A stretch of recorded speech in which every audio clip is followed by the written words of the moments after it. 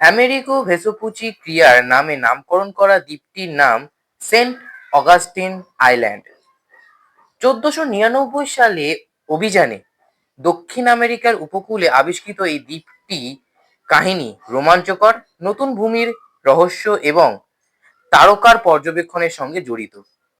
1499 সালে Spanish captain Alonso D ওয়েজদারের অধীনে Vespucci দক্ষিণ আমেরিকার উদ্দেশ্যে যাত্রা শুরু করে। গায়ানা পেরিয়ে তিনি প্রথম অ্যামাজন নদী আবিষ্কার করেন। তারপর ব্রাজিলের দক্ষিণের উদ্দেশ্যে অগ্রসর হন। সেখানেই তিনি সেন্ট অগাস্টিন দ্বীপটি লক্ষ্য করেন এবং তার বিস্তারিত বর্ণনা নিজের চিঠিতে দেন।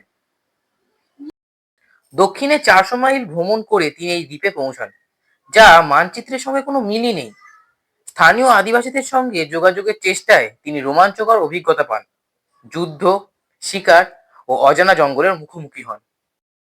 এই দ্বীপটি ভেসপুচির নামে নামকরণ করা হয় কারণ তিনি প্রথম সঠিকভাবে এই দ্বীপটিকে চিহ্নিত করেন এবং ওনার লেখা চিঠি সারা ইউরোপে ছড়িয়ে পড়ে।